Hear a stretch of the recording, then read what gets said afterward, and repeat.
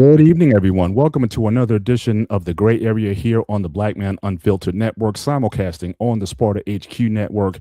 I am Mr. Bennett, joined by my partner, as always.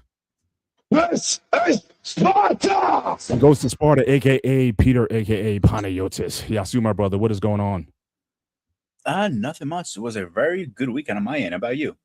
I can't complain. I can't complain. Summer's here, and certainly getting out more. And just enjoying the weather and the time. I got a ton of housework to do. I got to power wash the house next week and whatnot, so I'll be out there working. But certainly, it's good to be fit and good to have all my faculties to do so. So it's funny you said that because I went to the rodeo last night. Actually, get out of here. Yeah, that was an experience and a half. But these guys gave those bulls are incredible. And like the little leagues first, then the middle, and the pros came out. Man, when those bulls went at them, I went like, holy shit. Yeah.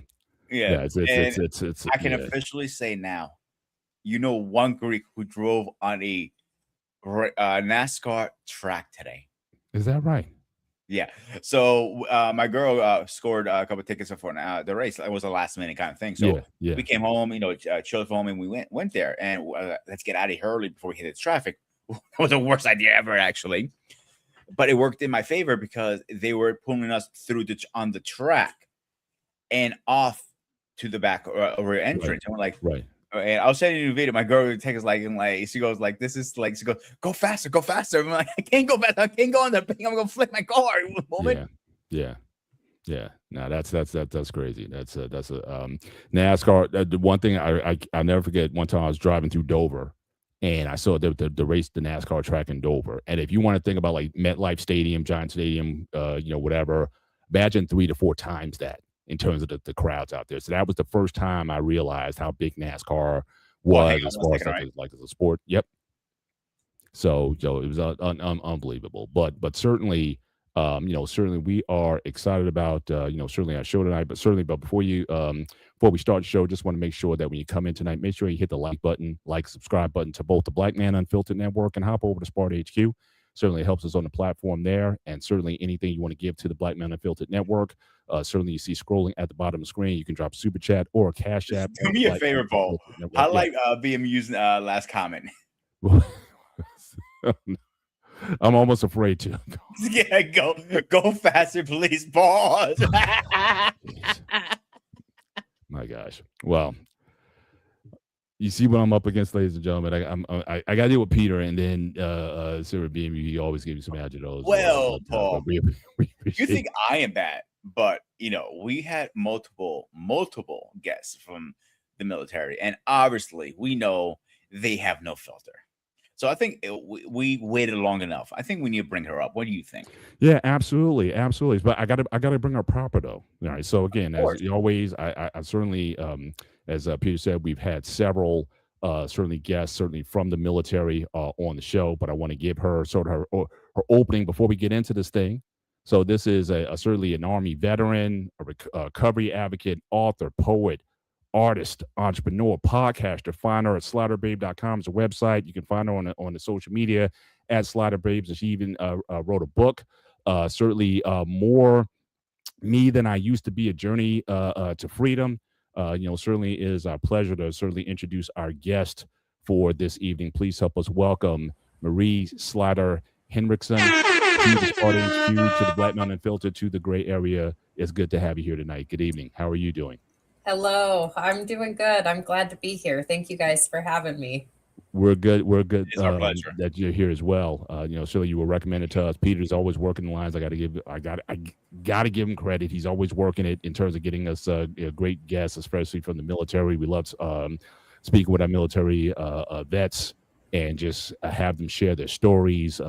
Everyone is different. Everyone's so varied and whatnot. And just reading your bio.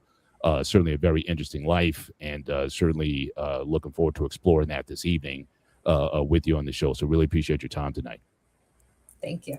Awesome. Peter, you can certainly take it away with the first one. I like starting out with our guest. I ask for one simple and major question. What is your relationship with the military? Oh, I was a medic in the Army. I was in for almost 6 years, got medically discharged, and I am just a huge advocate for other veterans as well now, veterans and active duty. So obviously you don't wake up one day saying, hey, I want to be a medic. Why not? What made you get down to that path of career? That's the biggest question I think is tonight. Yeah. So when I was in high school, I was not doing really good. I dealt with a lot of childhood trauma. And when I was 17, I'd been raped. And I just didn't know what I was going to do in life. Like I wasn't doing really well in school. I kind of lost a lot of hope. And I just struggled with not knowing what I wanted to do. I knew I wasn't going to get into college or scholarships, and I couldn't afford getting into college. And so I had no idea what I wanted to do. And I met this recruiter and just had the conversation with him, because my dad and I had gotten into an argument about what I wanted to do when I got out. Cause I was like, I have to move out, but I don't know where I'm going to go. I'm going to move in with friends. And anyways, it was just an argument. My dad had been in Navy years in the 60s, and he made the comment, he's like, well, why don't you just join the Navy or something? And, then I was like, well, fine. And then the next week I was in the Army. And so I had the experience when I was a kid to, you remember the commercial, Be All That You Can Be? Oh, yeah. I love those. Even I have a playlist of all of them. Those, the Marine, all those, they would have had me years ago, but I love all those military ads. Yeah. Well, I used to watch that, and I'm like, well, I'm never going to be in the military, but if I am, I'm going to join the Army. And so I went and talked to a recruiter, and I was just like, I don't know what I'm going to do in life. And they're like, well, let's get you joined. And so I decided, just kind of on a whim, let's do it. And it was the day before I graduated high school that I officially did my swear-in, and I had them announce me as Private Marie Slider. And it was the funniest thing. And then about a month and a half later is when I actually went into basic training. So it wasn't something I was planning. I just knew that I wasn't okay with where I was, and I needed some sort of cushion when I got out of high school. Gotcha. Now where are you from? I see your background. Are you from like the Pacific Northwest or whatever? You got the mountains and everything. Where do you hail from? So let me tell you, this photo is Yosemite National Park. This is one of the first photos that I ever took right before I got out of the military. This was a picture I took with a flip phone that made me fall in love with photography, which really helped because I didn't really have a voice because of my traumas and then military service. And I didn't even know how lost I was in trauma and addictions, but I knew that this beauty was around. And that's kind of what kept me alive, was being able to see this beauty in the darkness that I felt inside. And this started my photography, I wouldn't necessarily career, but my photography hobby, And so I grew up in Arizona. I was born in New York. Lived in California and Pennsylvania for a little while, but I was raised in Arizona and then graduated high school in Utah, and many years living in a bunch of different places inside and outside of the military. I'm actually now back in Utah. So I'm currently in Utah. I've been here since about 2021. Gotcha. And certainly this is, so you get into this being a medic. So again, that's like being a doctor, right? I mean, there's obviously medical training. Did you even flirt with, maybe once you get out, maybe going to medical school or what have you? Like, was this something you saw as a career for yourself going forward? So the training that I did was actually the National Registry Emergency Medical Technician basic training. And so it was basically, in the civilian world, it would equate to an ambulance driver. But in the military, we have a lot more freedom. We do a whole lot more. And so I was trained in a lot of stuff that nurses would do, and emergency medical stuff like they would do in the ER and stuff like that. But in the civilian world, I wouldn't have been able to. But I deployed for a year. And after being deployed and dealing with the trauma of being over there and the blood, bodies, stuff like that, when I got out of the military, I was like, it's not worth it to me. I would have had to do a whole lot of training just to do a little bit of what I had been doing. And I was done seeing seeing that kind of stuff. That's not what I wanted in my life on a regular basis. I didn't know how to handle it, and I did my job, did what I have to do, but then I ran to addictions because I could not emotionally handle it. So when I got out, I was like, nope, there's no way. I'm never getting into the medical field again. Yeah, I can imagine that. Pete, you got another question? You want me to take over? So when you got in, you're in boot camp, going through the drills and everything. Were you thinking like, God, I made a big mistake in my life, or did I do the right choice? But I usually hear, I made a big mistake during boot camp. Oh no, I thrived in it. Really? I thrived in it. Oh yeah. Like I felt like I belonged. I felt like I had purpose. Before growing up and into, junior high and high school, I never really felt connected to anything or anyone. And this was kind of like the beginning of me feeling connected and feeling like I had purpose, because before I don't know how best to explain it. I felt like I was subjected to what everybody else wanted. And in the military, that was the one thing I was doing for myself. And even though I had, a mommy and daddy drill sergeants and NCOs and stuff like that were taking care of me, this was still me getting out on my own and doing something that gave me value, gave me worth. And I worked really hard. I played a lot harder and I got into a lot of trouble. But I loved the way that my body felt with all of the hard work that we were doing. I loved all the lessons I was learning with the medical stuff and with the vehicles and all the other, weapons training and stuff like that. I actually felt like I had purpose and value. So I loved it. And when I got medically discharged, it broke my heart because yes, I loved being in there.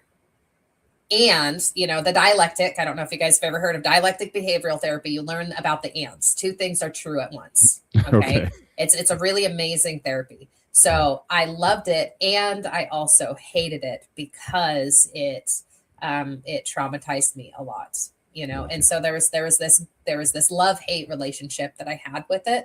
And so when I got out, I was ready to get out, but also not ready. I was ready to kind of see what the next chapter was, but I was miserable when I got out because I lost a lot of that camaraderie that I had. I lost a lot of that value. I was medically discharged.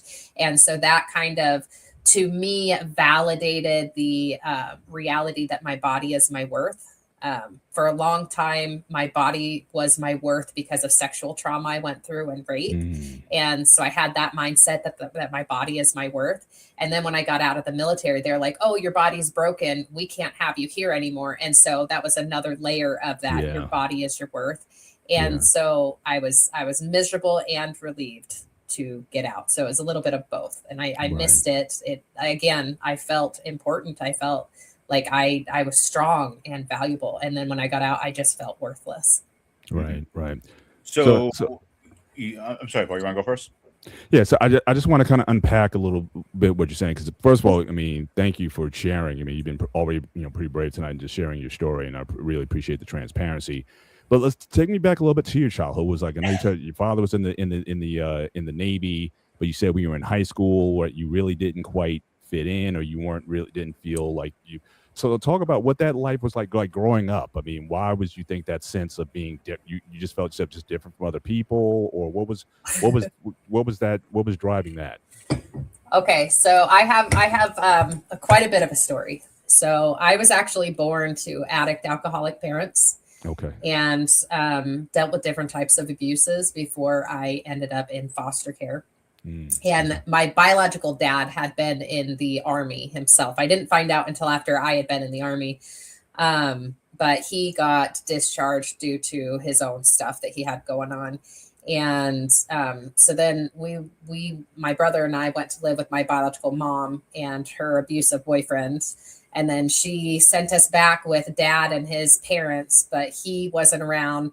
Grandparents couldn't really take care of us. We ended up in foster care. We were in foster care and with the family, which is the Sliders.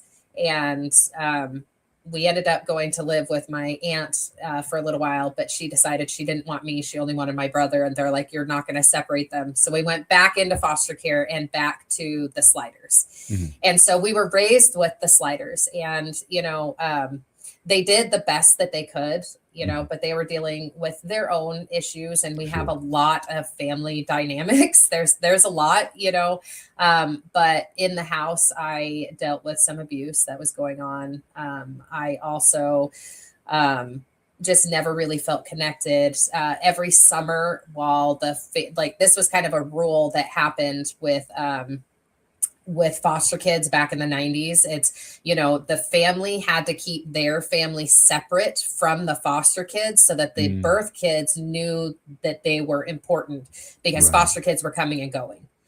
And so during the summer, the family would go on vacation and I would go to another foster home or go to a camp. For Christmases, we had separate Christmas trees. The family had their Christmas tree. We had our separate one. And so even though, they were doing the best they could, and they gave me a house of love and whatnot, they had their own traumas that they were trying to deal with as well. And so it's, there was definitely this feeling of separation. I never felt like I was connected. And then to top it off, I also was a blooming addict and alcoholic. And that my first addiction was codependency and food. And I didn't know how to connect with people. I became a chameleon. I was everything you wanted me to be, but that I was also getting picked on all the time. And I had to put a smile on my face and pretend like I was this happy-go-lucky girl, but I never felt love.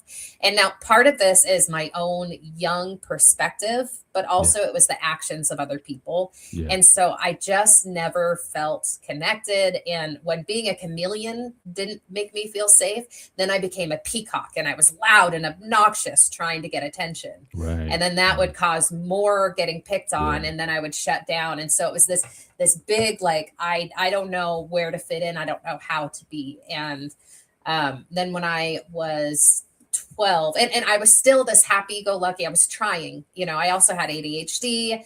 Come to find out, I also had a lot of physical problems as well, but I didn't find out until, later on in life.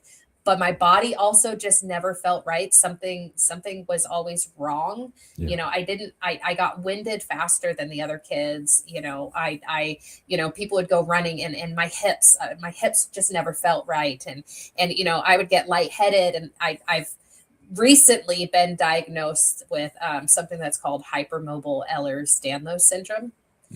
And it's a genetic condition where my body makes a defective collagen. And so everything degenerates faster. And I didn't know, but I had some symptoms of it when I was younger, and part of that is also POTS, which is postural orthostatic tachycardia syndrome. It's a form of dysautonomia. My nervous system is just shot. So I feel things a lot heavier and harder and faster, and it makes me lightheaded. It makes my heart start pounding. My blood pressure will tank. And I had symptoms of this because even in 6th grade, I would come home. I remember this very distinctly, where I would come home and just lay on the ground because gravity was too heavy for me. And I would just lay down on the ground and put my face on the cold tile because I just didn't feel right.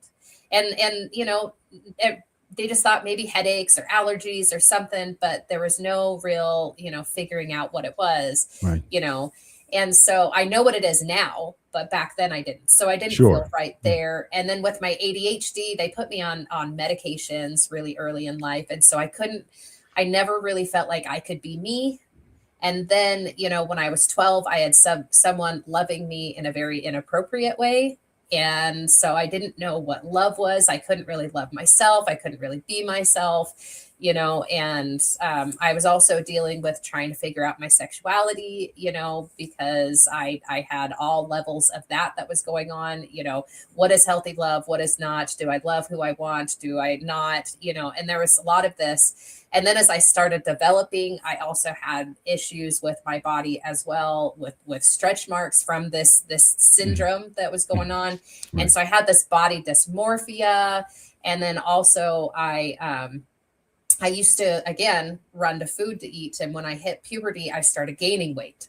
And so then it was, I had to be put on a diet because I was gaining weight. And so I didn't know how to accept my body. I was being picked on a lot. And so that was when I started self-harming. You know, that was kind of like my first thing that I started doing. And then I got into bulimia. And so with the binging and purging, I would eat, but I didn't want to gain the weight. So then I would throw it up again. Throw it up, yeah. And then I was introduced to weed and alcohol. And that was kind of where I finally was like, all right. You know what I mean? Like I didn't care about pretending anymore. You know, I stopped doing good in class. I started sneaking out. I wasn't doing really good. I tried to still be joyful. And like the one thing that was really awesome that I love that my parents encouraged me. So I was raised in the Church of Jesus Christ of Latter-day Saints, you know, and Mormon for people who don't know. And I am back into the church now and active. And I go to the temple. I've got my recommend and I love it. But for many years I fell away. But the thing that I loved was when I was younger, my parents did scripture reading every day. They did prayers every day. They did a family night. They had us go to church. They helped me build a relationship with God and Christ, regardless of if the world would let me down, regardless if people would let me down. They encouraged me how to find my own relationship with that. And so that is a huge foundation of everything. So even though I was feeling lost and broken and got into addictions and dealing with different types of abuses and stuff like that, I always knew that there was some higher power and some purpose. And that kept me going through the hard moments. Yeah. So then we go into junior high and I'm doing this exploration of who I am. And I also got into like music and choir and singing and using my voice in a musical way. And that is important because nowadays, you know, I'm a huge advocate for using creativity in your field. Indeed. And so I would do choir. And then when I got into high school, that's when I kind of started getting into more trouble and really sneaking out. I was in a metal band for a little while, you know, and I was getting high, I was getting drunk, you know, just acting crazy. And, you know, one of my friends was into some really evil stuff. And at some point there was a manipulation between my parents and my brother here in Utah. And they're like, hey, you need to go up to Utah to live. And so I ended up coming up to Utah, but wherever you go, there you are. Right. And I just got with the same type of friends. And at one point I decided to go partying with my boss and his friends. And, I got so extremely drunk that like my faculties were just completely gone. And they had me smoke something that I believe now was meth. And 3 of them took my virginity after that. Wow. And wow. And so there was just a lot of stuff that happened that I just had no value, had no worth. I didn't feel in control of my body. I didn't feel in control of my life at all. And the weed and the alcohol are what made things better. And so when I had this choice to get out and try to restart my life and do something that I was in control of, I thrived in doing that. And it makes perfect sense now. And again, I thank you for sharing that because it definitely brings the context. We're always asking like what motivates someone to get into the military, but obviously the structure, the consistency and whatnot. I mean, I can certainly see that being a godsend at the time that, you know, so you needed it. And it even goes into one of the questions I had, like when you talk about the traumas and PTSD, this started way before. Like because initially going in, just looking at your background a little bit, I was going to ask like these things happen when you're in the military, and I'm sure there's experiences there that we'll talk about. But this started so early, and it's almost a miracle that you were even able to get to an age that you could still make that decision that yes, I want to get yes, I want to take this blissfully on. You could have easily at any point in the process you could have went another way, but certainly in this case, like the military literally like saved you at came to your life at the right time. So that's incredible. That's absolutely incredible. Pete, you want to go to the next block? First of all, I want to relate a little bit because I know you said you stepped away from your beliefs and came back. I had a similar situation. Didn't stop believing, but I stopped going to church because of situations that happen in life. You know what I'm saying? So definitely now I'm back in churches. Like I see things in different eyes, if that makes sense. So with the question I had to ask you is, I know you say you got discharged, correct? Medical discharge, you said? Yeah. Why did you get medical discharge? My hips gave out. I'd been in Iraq for 8 months. Mm-hmm. And I was going out on missions every day. I was working hard. I worked with some field artillery guys. And so we were training hard. We were working hard, and going out every day. And the vehicle, they get really bumpy. And then I was wearing gear, all of my my armor and stuff, which was pushing down on my hips as the vehicle is coming up. And so it was like smashing my hips consistently, running on the rocks, all of that kind of stuff, all the training that we were doing. And I had gone home on leave. And the day after I went home on leave, I couldn't get out of bed. And my hips had just completely given out. And so I was home for about 2 weeks, kind of rested enough. I got back to Iraq and they're like, hey, we need to ground you to the fob. You can't go on missions anymore. And so for the last 4 months, I was doing physical therapy 3 times a week.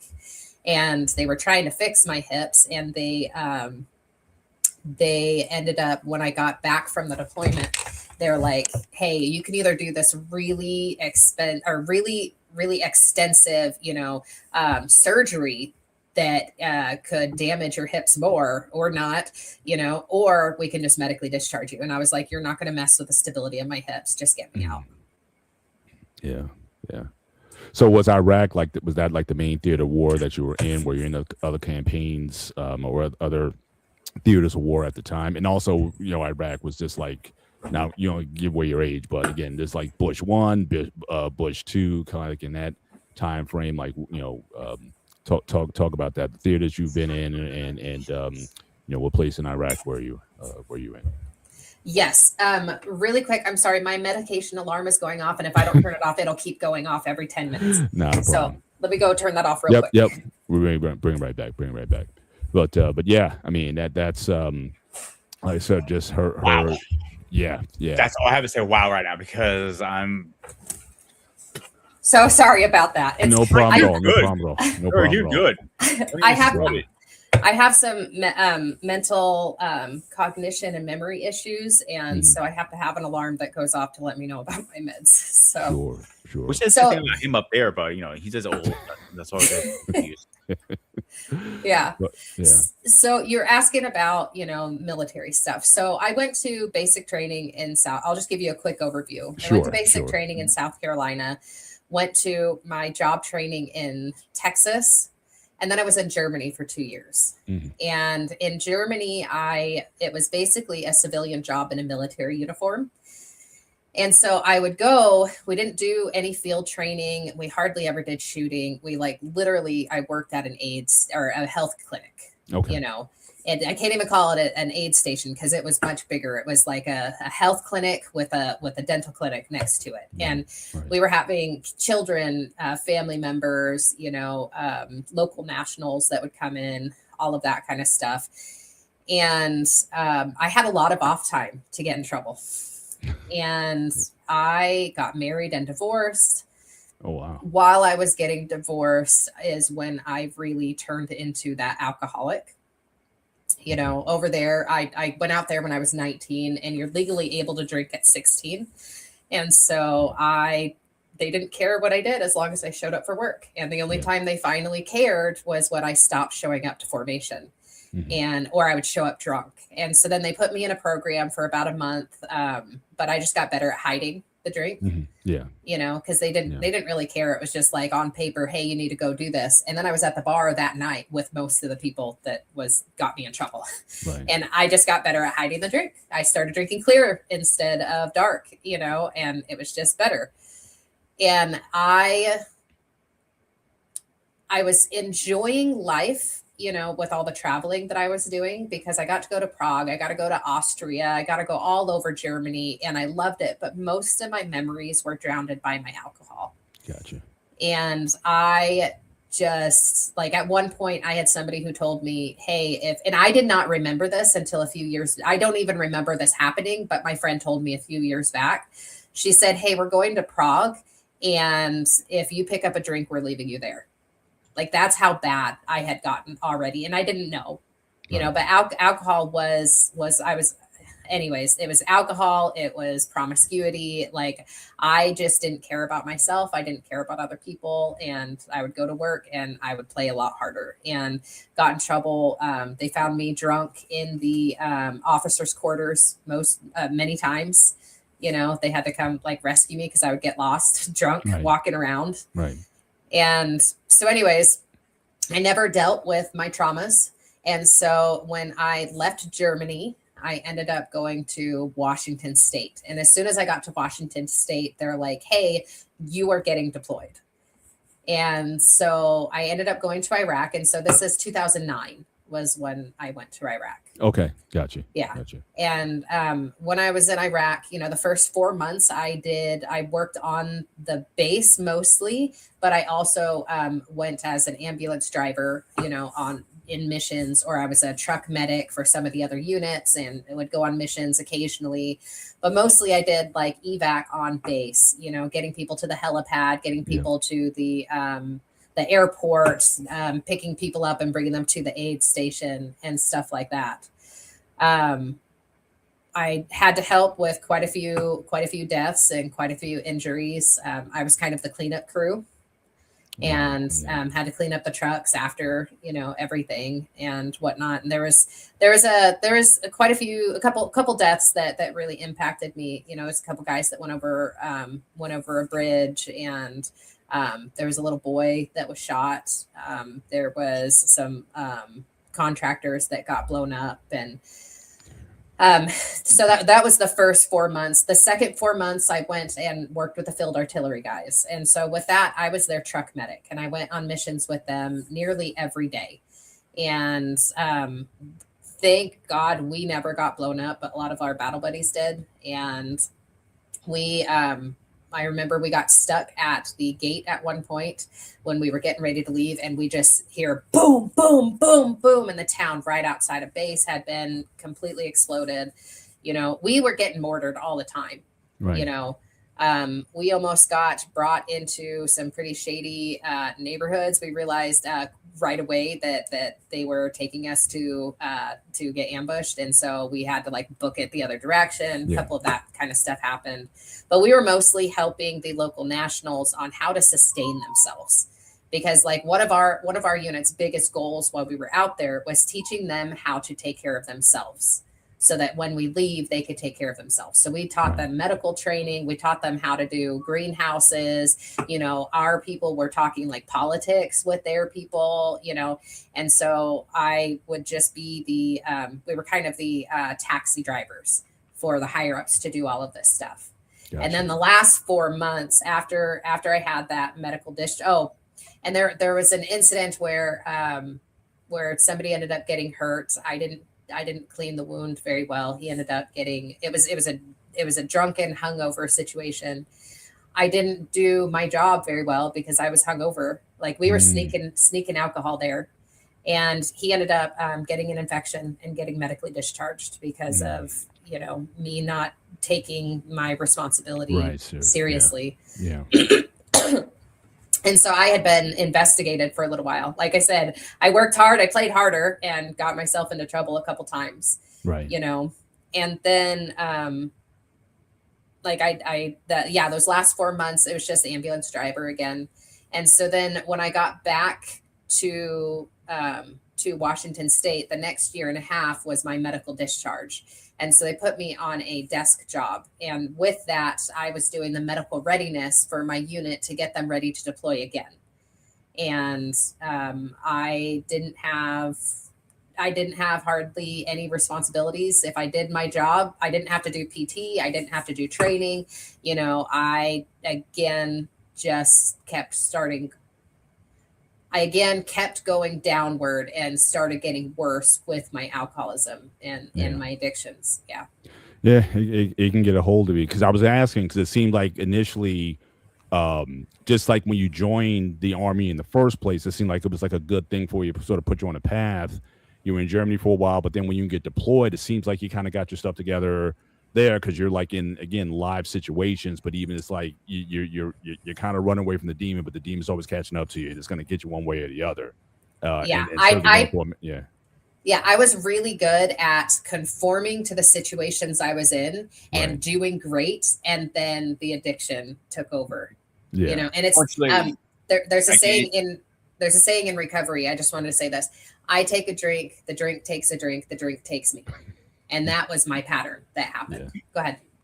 I hate to say this, but I have a lot of friends in the military. A lot of them came out, and most of them, when they come out, they are in a type of addiction. And I hate to say that. If it's not alcohol, it's pills. If it's not pills, it's something else. If it's not that, it's something else. It's always something after something, and that's the sad part of that. And I'm glad our military is taking this more seriously now and keeping more close eye on it, because they're catching it before it becomes a problem. Because I always joke around with my friends, it's two things about military going to teach you: be a comedian and an alcoholic. I always joke around with them with that. And unfortunately, the second one, it's not a joke. It's serious. Like, a lot of them are heavy drinkers. Yeah. And can you talk about, I guess, the support system? So again, you're on the verge, you're getting discharged. You're saying like you choose the discharge option. Did the military give you any? And they also, I'm sure they knew of your condition, battling the alcohol and whatnot. What was like the support system like in the military? That were you able to take advantage of that, or when you were going out, it was like, okay, you basically, I got these issues, and you kind of throw me back out into the wilderness here. I mean, talk about the support that the military can get you, and from what is it still that way, or is it getting better? I think people are saying it was kind of getting better, but talk about the support that you were able to get.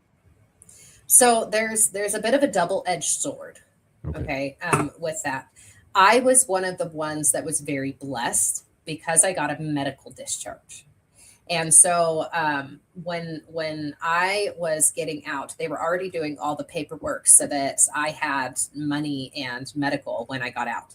Okay. Most people, when they get out, they don't have that. They're just stuck on their ass. They have all of this, and all of a sudden it's just all gone. So I was one of those very blessed because I already had the payments that were coming in and the medical care. Okay. But in the actual military, like, when I stopped being useful, I stopped being useful. Okay. We'll say that, like I had a few people that were like very supportive and whatnot, but as you're getting out, like, they don't care. They don't care. Like, they're just worried about, can we have someone take over your job? Like, you are just a number. You know what I mean? And so, like, in the personal life, I had some people that were supportive, but the military in itself, not really. And it was just like, you're just a number. This is what you got to do. Oh, you can't do it anymore? Okay, we're going to find someone else. And so I remember training somebody, and once I trained that person, they became the person, and I kind of became invisible for a little while, if that makes sense. Yeah. And yeah. And then also, I couldn't train or anything. And so I basically was kind of like fodder, kind of like loose weight, or whatever the word is. I can't think of the weight, but I was just weight that was dragging. And dead weight. Yeah. Dead weight. Thank you. So I was just kind of dead weight. And so I kind of just was left to fend on my own. And that's one of the reasons why, I just got even more into the alcohol and stuff. And so when I got out, so there's a few different sections of the military, or of getting out, and the VA. Okay. So you've got two separate things. You've got one, which is your disability benefits, your housing benefits, your education benefits. That's called the VBA, the Veteran Benefits Administration. And then you have the VHA, which is the Veteran Health Administration. Okay. So these two things are completely separate, but they connect sometimes. But they're completely separate. Some people think that you go to one for the other. No, they're completely separate. So you've got the disability benefits, and then you've got the healthcare side. Right. Okay. They don't always talk, and there's just a lot of stuff. And then in the middle, you have the civilian programs that are there for support and advocacy. Okay. Gotcha. When I got out, nobody talked about this middle. Nobody talked about all of these benefits and these nonprofits or the military podcasts or like any of the stuff that would be there as a sport. Nobody talked about this. All they talked about was the benefits and the health. Again, for me, I was super blessed because I already had the benefits and I already had the health. But most people, when they get out, they don't have that. They have to fight for it because you don't automatically get health care unless you get benefits. Right. And so you get a lot of these homeless people and they're homeless and people will be like, oh, just go to the VA. You can't go to the VA unless you get your benefits. Well, and it's really sometimes it's really hard to get your benefits, you know. Now you can go to the VA hospital for like mental health crises, but if you don't fit into a certain thing, you know, they can't even help you then because you're not considered a veteran because you don't have the time in service or you don't have this. And so they're doing better, but there's just still a lot, I think, personally, and this is life according to Marie. And if anybody who's listening can make this change, I think everybody that gets out of the military needs to have a 10% at least, so they can go to the VA and start their health care. And then if they get any more, awesome, that's great. But everybody who's ever been in has been traumatized one way, shape, or another. And the big trauma is we are trained to be a soldier. We are not trained to be a civilian. And so we go from trained to be a soldier in the military to being a soldier in the civilian side. And there's no transition that's available. And that is a trauma because we're going from where we're comfortable and used. And then we come in here and we become a burden, you know? Yeah. And so if anybody could make that happen, everybody should have a 10%. But anyways, so I was very blessed, but most people are not. So I just have to put that out there, you know? No, please. Because a lot of people. I agree, actually, 100%. Yeah. I try to cut you off because I know I have a lot of friends in the service, and I need at least 10 people that I know of right now are still fighting, and they've been out for 20 years. They're still trying to get their benefits, and it blows my mind. Like, you guys sacrificed everything to protect this country. The least we can do is give you fucking benefits, and I keep it like that because I see a lot of people are on the streets. And I always make sure I have a few dollars on me. If it's $20 or whatever, at least you can get a hot meal, something. Right. And that now we do have. All right, go ahead. Just want to put out there. I mean, certainly for those in the chat, if you have some questions for Marie, you can certainly drop those questions in the chat, and you know, we'll try to entertain them on the show. Or we ask again, be respectful. I had to put a couple guys in timeout because you guys are being very naughty, and we don't tolerate that here. So, but again, a respectful question. Drop it in the chat. We'll be sure to raise it later on. But go ahead, Pete. I just wanted to kind of put that out there. So I know you mentioned, like we have other guys there, finding different hobbies and all this stuff, and it helps with your mental health. And I think it's pretty cool. Like we had CQ on here. We had Dwayne White, Doug Bennett, not relation to him, obviously, and stuff like that. So I think it is great at giving you guys different hobbies and stuff like that. So how is that helping you in mental health today? So let me go back still, you know, just to kind of finish the line that I was at, and it actually incorporates into what you're asking. So again, I was very blessed because I already had the medical and I had the disability. And so what I ended up doing, because I already had this, I was able, and most people have the benefits of the GI Bill, so they could go to school if they want to. Okay. I did not connect to people in the civilian world very well at all. That's right. And so, and I got myself in trouble because they had given me a big chunk of money when I got out for my medical discharge. Because they're like, oh, you finished your contract. Had we not medically discharged you? So here's a bunch of money. So they gave me the money, and in my addiction, I spent 30 grand in 2 months and went to Vegas and partied and just acted stupid. Yeah. And so that was the thing is when I get out, I didn't have a cushion of people to support me. I had the benefits, but I didn't have people. Nobody talked about this middle. Like, here's the veteran network that you can get connected to. Nobody explained to me. And I'm going to say this now, for anybody that's listening, okay, nobody told me that I needed to incorporate into my next unit, which was the veteran community. Because when I left Germany, I knew I had to connect with the people in Washington. Right. When I left Washington, I knew I had to be connected to the people when I was in Iraq. Nobody taught me how to connect with the civilian life as a veteran. So if you are getting out of the military, or if you are struggling and feeling like you are alone, incorporate into your new unit, which is the veteran community. And it is huge. And if you need help finding out where it is, go to your state Department of Veteran Affairs, and they will give you a list of nonprofits and veteran organizations that are around that can help support you. Yeah. Go, please do it. Don't do the shit alone. Okay. So coming back to me, I didn't know that I had that, but I did know that I had school. So I decided to start going to school. And in school is when I got into my photography. I took a photography class because I took this picture and I just fell in love with photography. And so again, I never addressed any of my trauma, but I knew that there was some beauty in the world that I could connect to.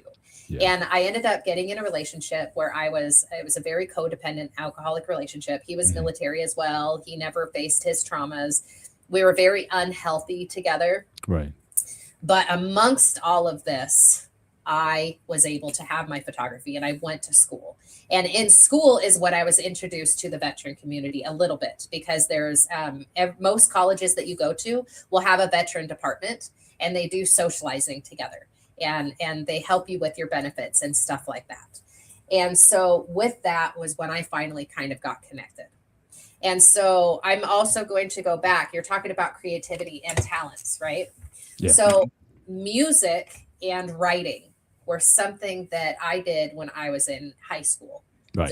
You talk about you were in the choirs back in high school. Yes. Right? Yeah. So junior high to high school, I was in the choirs, and I ended up in the audition a cappella choir, and music was a huge thing for me.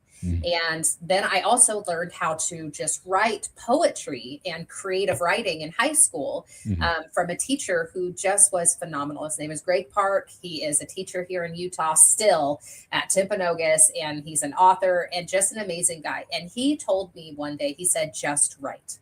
And I was like, okay. And so with that, I kind of found a voice in my writing. You know, it was right after I had been raped, and I needed this voice, and I started finding a voice in writing.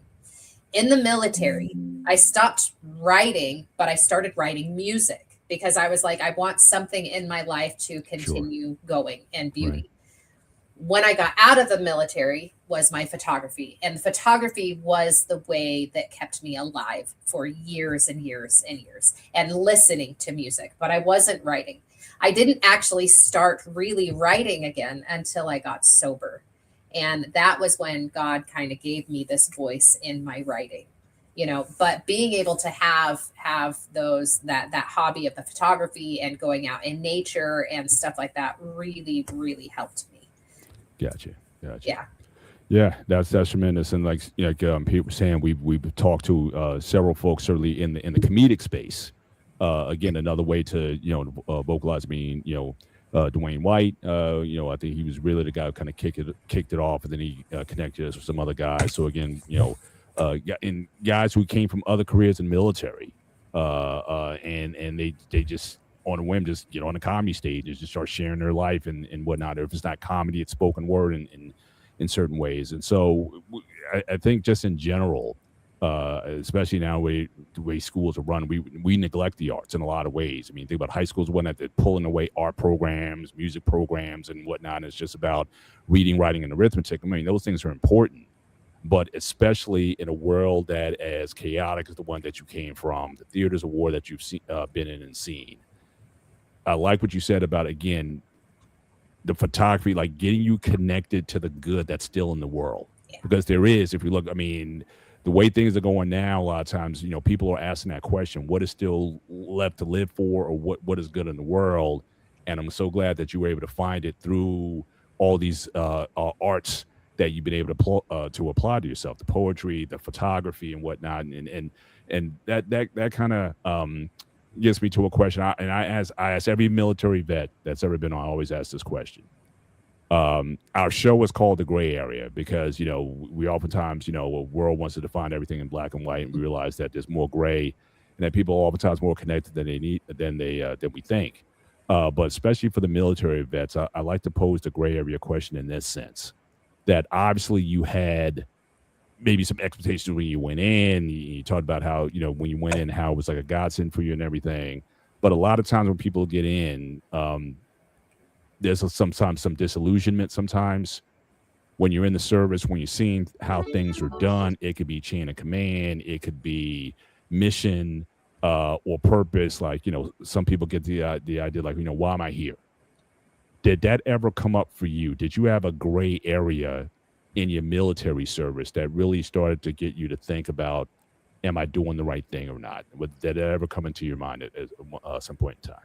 Many times. So in the military, there is a lot more corruption than people realize. There is a lot. It's because we're dealing with a lot of people who are traumatized. Most of the people I know that I was in the military with dealt with some form of trauma in childhood and needed some form of stability. Yeah. Most of them did.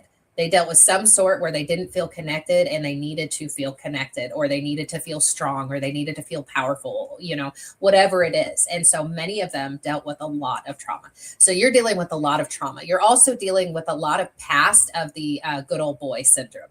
Or the good old boy symptoms, or whatever it's called, you know, where, you know, people get away with murder. There's a lot of corruption. It's like, this is your battle buddy, you have to protect them, you know, or things are done this way. It's always been done this way. There's still a lot of a lot of corruption that happens. And there's a lot of, you know, like I don't even know where to start. So most of the corruption, a lot of the corruption has to do with different types of addictions, because there is a lot of promiscuity, a lot of unhealthy relationships. And I participated in that, you know, and I won't go into details with it, but a lot of unhealthy relationships that go against my morals. And I participated in that for many, many years, you know, and there is a lot of that kind of stuff going on. Like sex just becomes, that is the way that people cope, and that is the way that people control, and that is the way that people, you know, find comfort, and that was just everywhere. So higher ups, lower, lots of people married, you know, and just kind of, so that is a huge thing. And so then there's a lot of secretive stuff, right? But then you also have the manipulation and the when I was in Iraq, you know, we had one of our sergeant majors that got kicked out of the military because he was wearing a sapper tab when he never went to sapper school. And they found out in the middle of our deployment. You know, we also had one of my friends told me that at one point his unit left him to die somewhere because he saw some shady instances where money was exchanged with some of the local nationals. And he saw that, and they left him. They just left him, you know, and there was that situation that happened. We also had the two guys that went over the bridge. What happened was the higher ups told them to turn around on the bridge. Turn around on the bridge. Yeah. And so they ended up going over. And so there's a lot of that stuff. And then you also have it's people doing the best they can with the information they have, but also people that are manipulative, and, you know, people that are traumatized.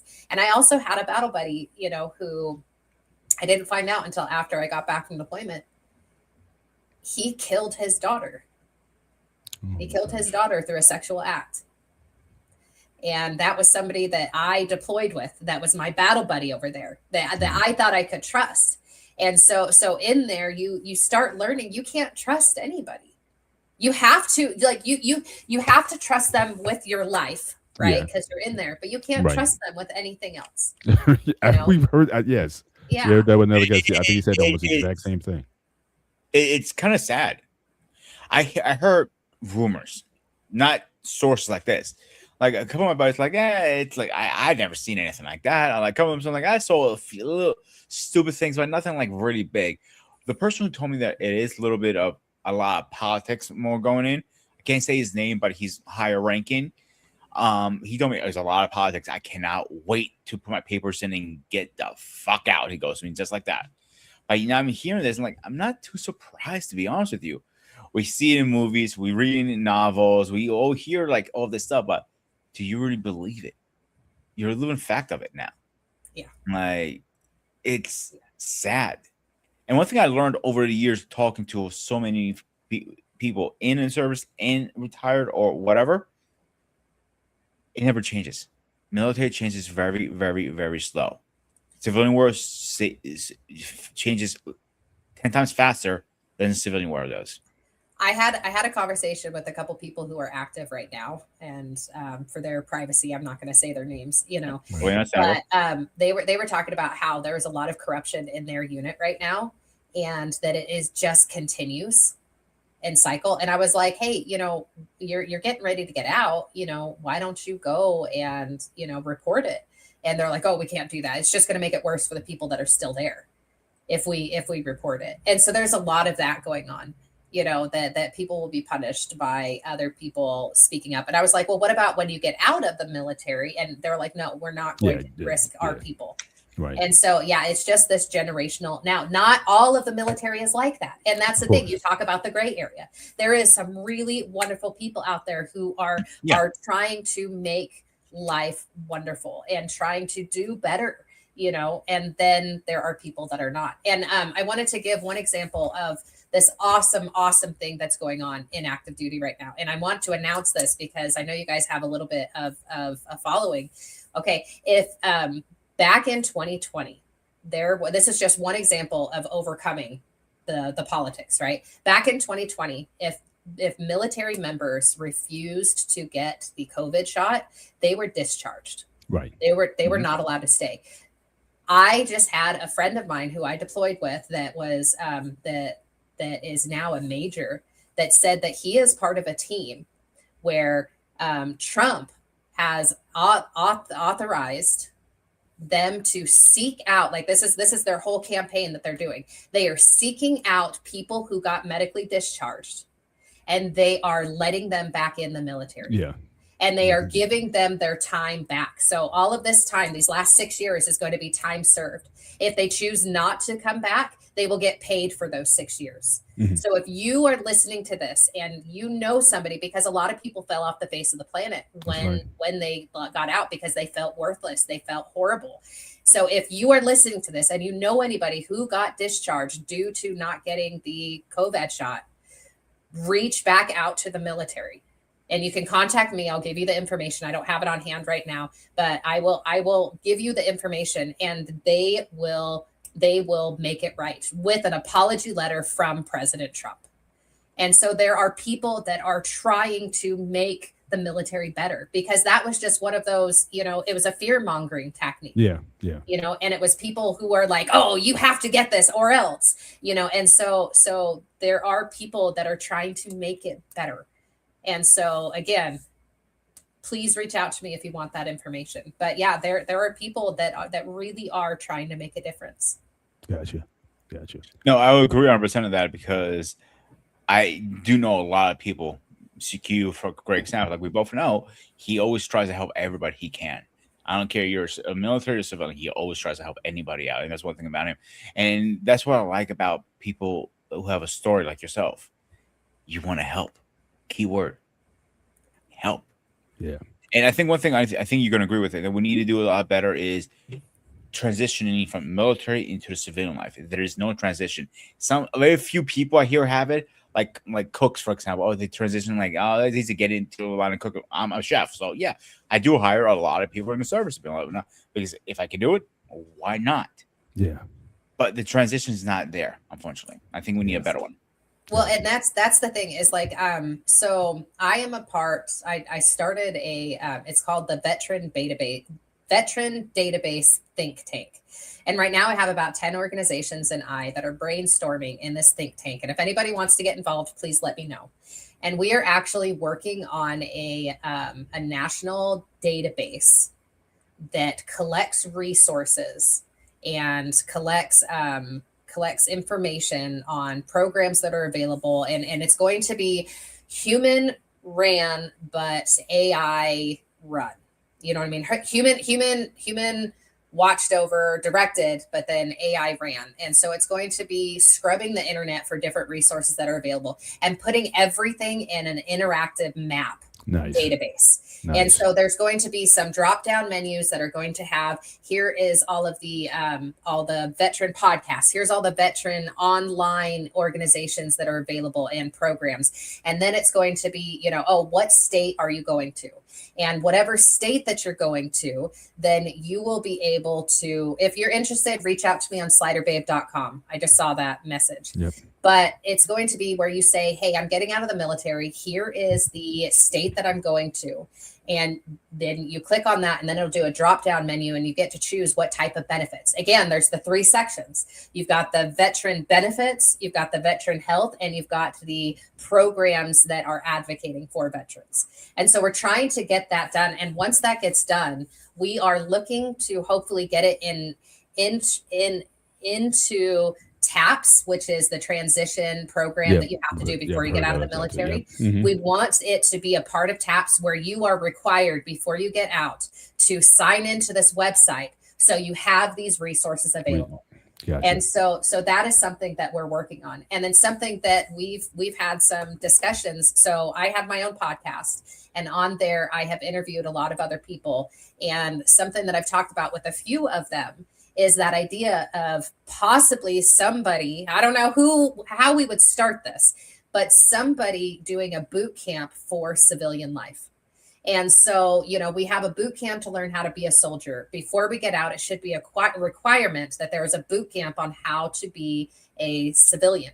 And so there's already some programs that are working on that, but it's not with the VA. And so the hope is at some point it will be part of the VA and the DOD. But like there's a program called the Stick Vet, and I'm gonna do a shameless plug for Stick Vet. So Stick Vet is a combat mental health specialist, and when he got out, he started recognizing, Travis Landchild is his name. He started recognizing the demons that that us as veterans are carrying with us, and he created a comic called Stick Vet Comics. Okay. And so he started doing that, but he also wrote a book and hosts a Discord chat for veterans. And he hosts these, they're called Not a Counseling groups. And it's pure support, teaching people how to be veterans and teaching people how to handle their demons that they have and to handle their mental health stuff. And his goal is for people to take his book and create a meeting anywhere in the world. And you can take this book. It's kind of like the anonymous groups, right? You can run the meeting however you want to, but you follow this book and learn how to be a veteran. Because we need to be taught that. Yes, we are technically a veteran when we get out, but we're not taught how to act like a veteran because we're still acting like military, or even worse, we're acting like traumatized children because we don't have our way anymore. Right. Right. And so if you are a veteran and you're looking into that transition help, look up Stick Vet, reach out to him because he's already got that. And if you're interested in helping with the database to get the information out there, reach out to me. Because that is something that is being talked about a lot. We're working on that. Gotcha. Want to talk a little bit about, I guess, the pivot. So lots of life experience that you've gone through. You're out. You've acquired these hobbies and the arts, the photography and everything. But you as a person, you've been through a lot more than, and I could relate to you early on when you talk about I didn't grow up in foster care, but I grew up in a very dysfunctional home. Dad drank a lot. My mom had mental illness, being outcast in school and whatnot. So I understand that sense of alienation very well. I was one of the nerds back in the day. So, but you're at this place now, you're out, but things start to turn around. What was the point? With the alcoholism and just the sense of ostracization, when did you go from being this person who was, again, having all this trauma and the victimization to when you really start to get a grasp on things? Talk about that. What was that pivot? What was that turnaround? And if you want to mention, again, I know you said you're a part of Church of Jesus Christ of Latter-day Saints. I think that you also said that also helped you in your recovery as well. What can you just pinpoint that time when you were able to really turn some things around? Because again, a lot of people wouldn't have recovered from a lot of stuff when you were a teenager. And yet you've gone through all these things and you're still here, but you still had stuff you had to deal with, but now you've been able to turn this around. So talk about that. What was that critical point? Was it the light from God? Whatever you want to call it. The Spirit came to you, whatever. Talk about that and how you've been able to turn that and now into, you can take that trauma and then help other people. Because that's really what, that's where it was at for me, how people can turn around when so many people would have fell off. So there is, I love this. This is my favorite topic, right? This is where I had to tee it up for you. I had to put the golf shot in the green. So I just tee it up for you. Go for it. Yes. So there was a lot of different things that happened. Like after the military, I spent from 2011 to 2017 really getting lost in my addictions and my alcoholism. And again, a very, very codependent relationship for a while. Yeah. And when we split up, due to a lot of different layers, when we split up, I took financial aid, I ran away and moved to Florida. And the reason I went to Florida was all God. I had felt years before that I needed to go to Florida. I had that very real sensation, you need to go to Florida. And my ex and I were making plans to do it, but he decided he wanted to stay in Arizona because his kids were close in California. And I chose him instead of that following from God, that prompting from God. And so that led me to more years of not doing well. So we split up. I took financial aid, dropped out of school, and moved to Florida. And I got to Florida and I really lost myself, really did. Like my whole life became about the addictions, promiscuity. I was working at a brew house. I was drinking all the time. I was donating plasma just to drink or buy more cigarettes. I was at one point, I was partying and living with college kids that were all at 18, 19, 20 and like throwing keggers for them. Like my life was literally that. And then getting high. I was getting high all the time. And then again, throughout all of this time, I'm having the physical pain. I'm having the physical problems, but I'm self-medicating and they're giving me pain meds. I was going to the VA, but I would talk about this over here so that they didn't ask me about this over here. Very selective honesty. I was talking to them about some of my traumas, but not letting them know that I was cutting off my own feet with the addictions. And so I wasn't really getting the help and my physical is getting worse. My emotional is getting worse. And at one point I was like, something's not right with what I'm doing. Oh, I just need to live alone. I just need to move out. I'm just hanging out with too many college kids. I just need to live alone. So then I moved into a studio apartment. And that's when I realized no one else was around and I was still doing the exact same thing. And at that point, I had gotten to a point where I was drinking, 18 to 24 pack a day of alcohol, of beer. Yeah. And I was going to the bar, and at the bar, I had one drink in my hand. And by the time I wasn't even halfway through, they already had another one right in front of me because they knew that I would finish it and then go for the next. And then I would be like double fisting it at the end of the day and then running to the gas station to get more to have at home. And then it started. This wasn't every day, but it was pretty regular, and then I wake up in the morning and I started going and having Bloody Marys or mimosas in the morning, and then I would go to work and my work was all about alcohol and I would go get drunk afterwards. And so it's just alcohol and getting high and partying and the pills. Like that was my life for a while. And there was just a couple different things that happened. And one of the big ones is I had a friend of mine who worked in the psych unit that made the comment like, Marie, I drank 8 beers and drove to her house. And she's like, Marie, I drank 1 or 2 and I can't drive.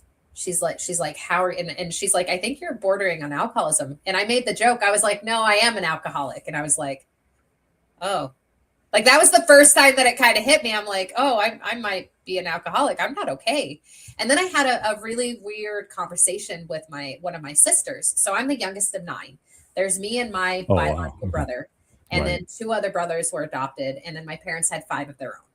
Gotcha. Okay. And so one of my sisters, I used to think that she just kind of hated me, and there was just a lot going on there. But I went and had a conversation with her, and she helped me see that some of the perspectives that I had, because you've got rose colored glasses where you see everything good, right? Right. I had dark colored glasses, black colored glasses, where everything was just miserable. And when I was talking to her about something, she's like, Marie, you're remembering that wrong.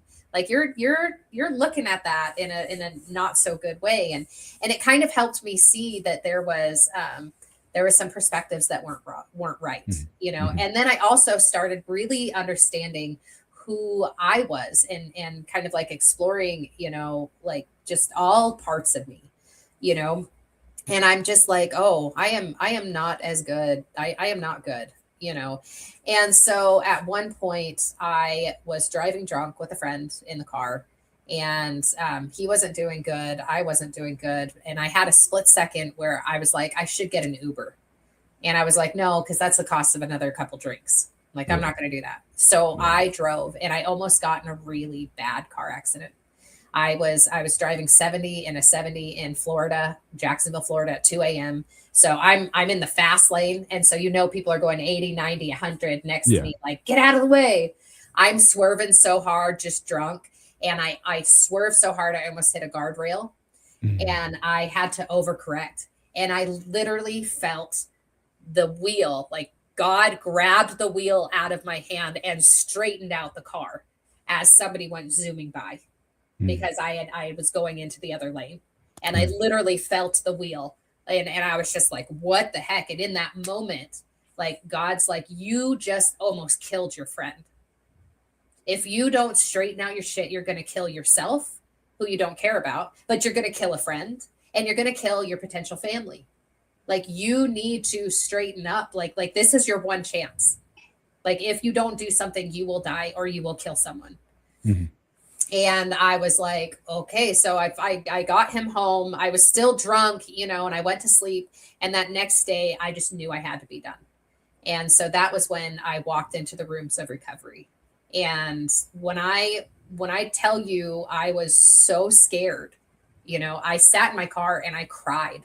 You know, I didn't know anything about recovery groups except for what I saw in Fight Club. And the only thing I remember is the guy crying in the guy's boobs, and he pulls his face off, and there's a face of tears between this guy's, you know. Anyways, it was the craziest thing. But I just thought it was going to be sad. It was going to be miserable.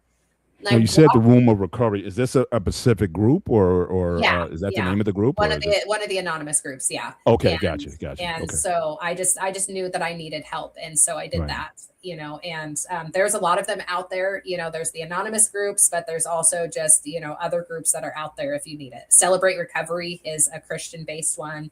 You know, if you're a veteran, there's a lot of groups within the veteran community. But when I walked into that room, it was literally like, you know, those beaded doorways, with beads hanging down. Yeah. I literally felt that. I felt like I was walking into something, like it was a physical tingling sensation all over my body. And I felt something that I had never felt in my life, and it was connection. I felt like these people knew me, that these people could see me, and that I was connected for the first time ever. And that was kind of like that big pivot. And then my journey has been interesting since then. But before I do that, will you guys indulge me with reading a poem, if that's okay? Go for it.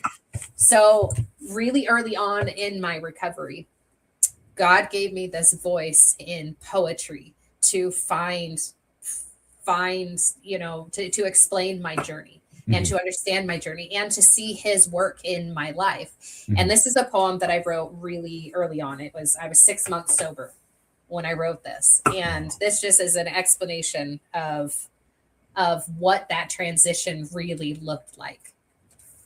And so it's called My Reality. In an alternate reality of days long past, stood a broken little girl in a rock-hard cast. No one really loved her. That was what she thought. In her mind, she was abandoned, left alone to rot. People all around her would pick on her or tease. Taking it all personal, she told her heart to freeze. Her pain grew even deeper when someone took advantage, so she knew she had to run. Her emotions she must manage. The beginning was to fake a smile in every situation, becoming a chameleon so she could prove her station. Next were the addictions, manipulating, lying. Before she even realized it, no longer was she trying. It became a way of life, no effort left at all. To run or drink her life away was her only call. Going through the motions, not letting others in, she felt that to pretend was the only way to win. She saw glimmers here and there, but never finding peace, running to wrong places to try to get release. The people she kept close, she loved as best she could. Most were lost just like her, clinging to falsehood. The ruin this was causing never crossed her mind. Her worth she had been walking on, so hope was hard to find. It took her long to realize her perspectives were all wrong. She was worthy of true love. She had been all along. With this simple knowledge, lines were surely shifted. The weights of old realities were slowly being lifted. The past provided lessons for healing to occur. She learned to focus on today, for the future was a blur. Now, in this strange new realm unfolding every day, stands a hopeful little girl discovering her way. She vulnerable and open to learn humility, willing to make progress towards the day she's free. She fights a daily battle, forgiveness to attain, for from her past reality, resentments do remain. She has to snuff the urges of building up more walls, especially when she feels she's had too many falls. She only knows the next right step is opening her heart to that holy power. He'll outline her part. He's watched her all along, providing her protection. She no longer tries to run from that connection. She does not thrive in chaos or causing a commotion. She can stand her ground, not hiding from emotion. The unknown, though a mystery, no longer is so scary. If the present is unpleasant, she knows it's temporary. She gets up if she falls and holds her head up high. She knows that it's okay if she needs to cry. Continuing this daily, her past no longer binds. And on anxieties of tomorrow, she can lower blinds. Not knowing what the future brings is but a tiny cost. The blessing of uncertainty, she is no longer lost. Bars. Bars. Thank you. Wow. That's amazing. Yeah. That is awesome. That is awesome. So I have no words. Yeah. I mean, hard to shut me up usually. It's very hard to shut me up. You did a good job. You can ask him. I don't shut up easily. No, he doesn't. But Thank you. But oh shit. Here we go again. Oh, there you go. Dang. But so you wrote that 6 months into your recovery. Yeah. And now have there been like some setbacks, like kind of now you've been kind of clean ever since, or how has this road been? Because I know it's not always the same. You know, you can have your setbacks. What's the journey been like since then? Since you wrote that? It has been very interesting. So this was back in 2017. Mm-hmm. That was when I got sober, and that first year, me coming off of everything. I was still smoking and still still kind of trying to figure out life and whatnot. But they had put me on antidepressants. Mm-hmm. And so after about a year of recovery, I was learning how to live sober because I didn't know how to. Like, I literally think about it as it was my junior high in high school all over again. Yeah. Because I stopped emotionally maturing at 12 when I started using regularly. It was like I completely skipped my growth. And so that first year was really learning how to socialize in sobriety. And then I following promptings, I end up in North Carolina. So that was in Florida, and now I'm up in North Carolina. And in North Carolina is when I really started getting introduced to God and Christ again. You know, I had gone that first year, it was learning how to socialize, but also like trying to figure out who my higher power was, you know, and for a long time I called it God. And I learned how to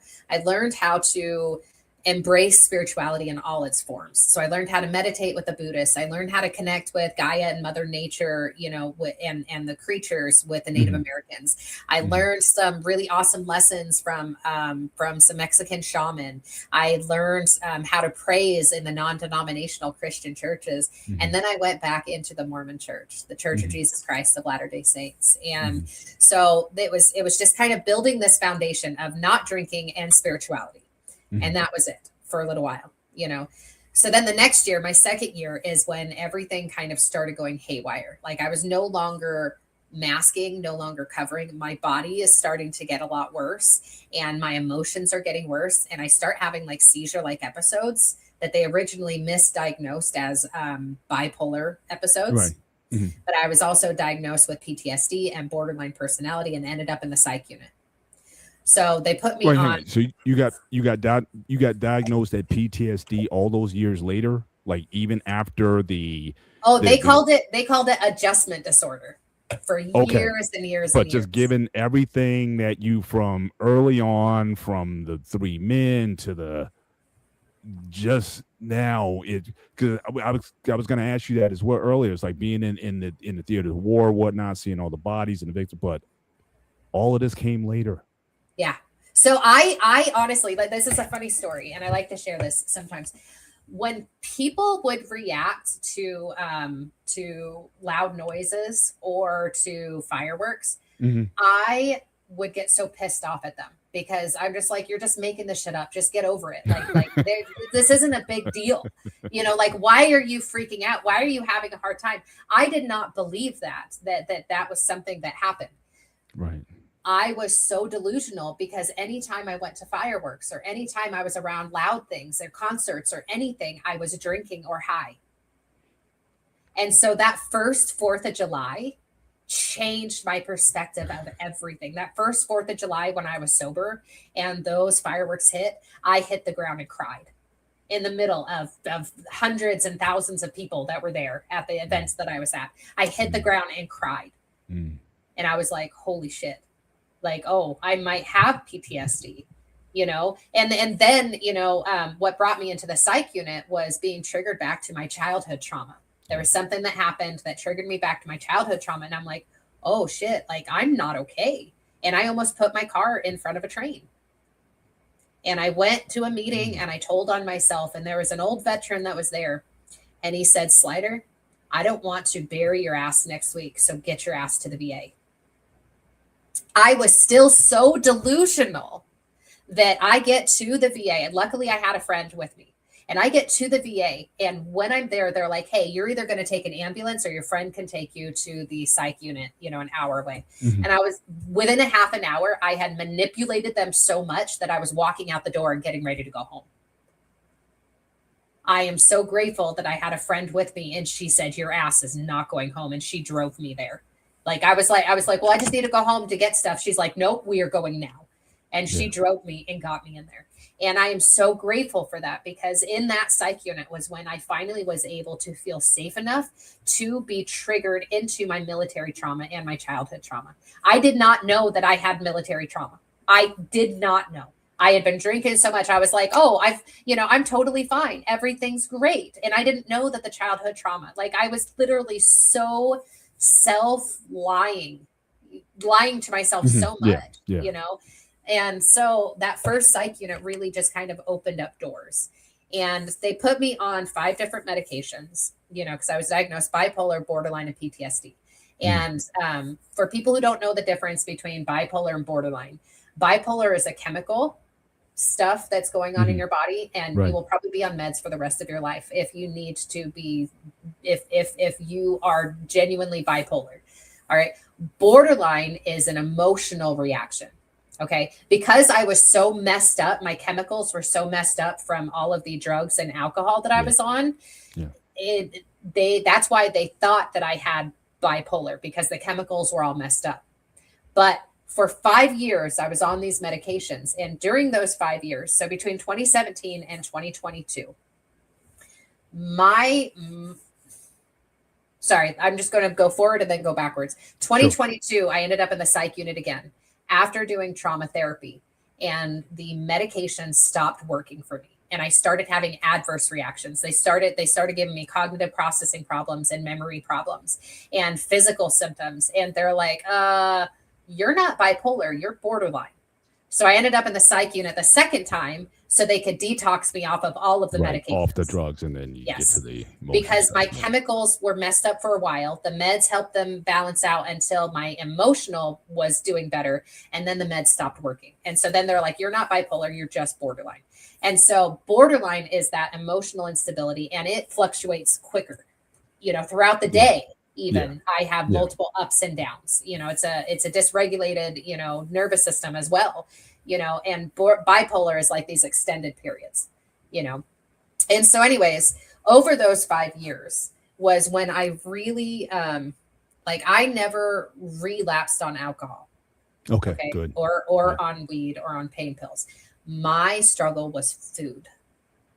Food was, oh my gosh, my food addiction got so bad. I got up to 250 pounds. Ooh. And I was not okay. And so, we go, between 17 and 2020, I am getting more active in my church, but I'm also, masking with food. I felt like, okay, well, I'm in the church. I have to go to the temple now. And for those of you that don't know, there's the actual church, and then there's the temple. And the temple, you make different kind of covenants to go into the temple. So I had gone to the temple, but then 2020 hit, and I could not be around other people. And I realized that a lot of the work that I had done was out of expectation of other people. Right. Well, I'm in the church and I have to do this now. Or like I'm sober and I have to do this. There's so many different layers with my recovery. Like I was putting on a show for other people, and emotionally I wasn't okay. And so after that, I started doing actions that got me to lose my recommend again. And I started smoking cigarettes again because I had quit. Mm-hmm. I started smoking cigarettes again. And over the next couple of years was me trying to realize, okay, what do I actually want? And it was learning and growing. And then I ended up moving to Utah in 2021 because my dad got dementia, and they wanted me to be close to kind of help out. So I moved out here, but then I realized the unhealthy family dynamics that I had going on. Yeah. Because now I'm sober, I'm not participating anymore. And I'm seeing that I was participating in some very unhealthy things. And so I had to walk away from my family for a little while. And as I was doing that, I was also doing trauma therapy.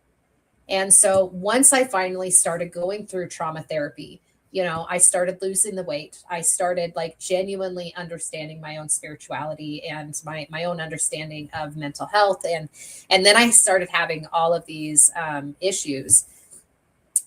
Then my body started getting worse as well. So I'm getting a healthier reaction, to food, losing the weight, end up in the psych unit. January of 23, we decide to get me a breast reduction to help with my back. And then my body just starts tearing apart because I don't have the weight on it anymore. In the military, I had the muscles that kept me stable. Right. And then I had the weight that kept me stable, and it just started tearing my hips apart. And so around that time, I ended up in a care facility getting my hips replaced. I had to get both of my hips replaced. Yeah. And while I was in there, the bulimia got even worse. And so after I got out of there, I also got married while I was in there too. In between surgeries, I got married to my best friend, and he's also a veteran. He's a Marine vet. And so I had these good things going on, and I was processing through trauma stuff and whatnot. And there was a lot of different layers going on. Physical body, they start figuring out, that I've got this Ehlers-Danlos syndrome, and when I got out of the facility, I started doing an intensive outpatient program for PTSD and food addiction, and so that was kind of once I did that, then I was finally feeling more of myself. And then that leads me to last year when I really started finding out who I am and really started getting into my podcasting and my writing and my advocacy, and kind of gets me into here. And so, but it took a lot. There was a lot of different layers that I had to go through, and then even then I ended up in the psych unit again back in December this last year, and a giant PTSD program in January. And so there's been a lot of that. The setbacks that I've had mostly has been with my physical body and my emotional stuff and my PTSD, not so much in the addictions, because as an act of God, I have not picked up a drink or a drug in 9 years now. Wow. Pete, I'm gonna turn it over to you, but yeah, I would actually I know you keep talking about, obviously God intervened and whatnot, but there's something in you, because like this doesn't happen like I said, there was so many times to go off the cliff and you pull back and you kept trying. I mean, so a lot of people get in and out and you quit. There's something in you that just will not quit. And that you got to give yourself, if no one else is going to give you credit, if you don't want to take it for yourself, I got to give you some of that. There's something in you. She deserves her flowers right now. That is, yeah. I mean, I'm, we're Christians here, both me and Peter. We get that side of it and whatnot, but there's something in you as well that you might not have known about for a long time, but it's kept you here. Because I just can't imagine. I don't know if I would have personally. I'm just keeping 100. All the stuff I went through growing up or whatnot, I don't know if I could have handled all that. So again, give yourself some credit. No offense, yours was a walk in the park versus hers. Yeah, that's what. So, okay, I'm going to stop you there. Okay, I don't like when people do that. Okay, and the reason why is you cannot compare stories. My story is mine; it will kill you. Your story is yours; it would kill me. You have access to the tools available to help you heal from your journey. I have access to the tools that'll help me heal from mine. I don't like when people do that. Yours was so much easier, but yours was so much, no, fuck that. Excuse my language. But I will say that and share it, and yell it on the rooftop. Do not compare stories.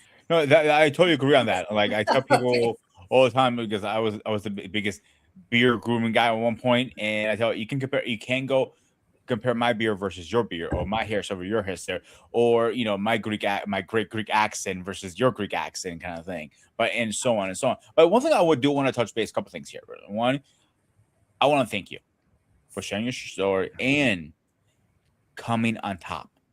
You do not understand how much that means to people, even myself, because like you said, I have my own stories. I have background too, not the greatest, but hearing these stories, like, it motivates me. It motivates me a lot.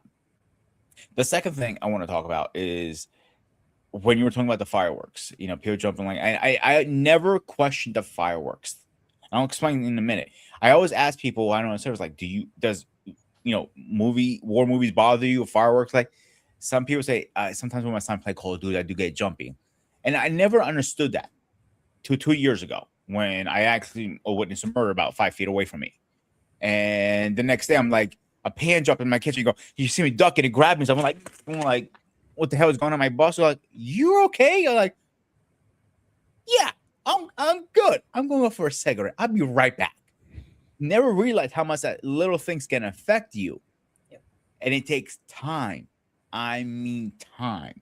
Now, it won't be like, okay, you're walking a dog. He did something stupid, and you're mad at him. You'll be fine in 5 minutes. No, it takes a lot of time to get over stuff like that. And that's the biggest thing, I think. And I think we're both going to agree on that. Like, it takes maybe a year, maybe 2 years, maybe 3 years. It could take you 60 years. It might never go away. Yeah. Well, and one thing I just want to say, like, with what you just said, and I want to validate this. You said you witnessed murder, and loud noises affect you now. Some people will see that is not that those don't connect. They'll be like, well, this was your trauma, not this, and people will say that. But the reality is when you witness a trauma, it's a heightened nervous system. And so you go into this hyper nervous state. And so if a loud noise or if an action from someone else or if a movie brings that same thing, the body keeps the score.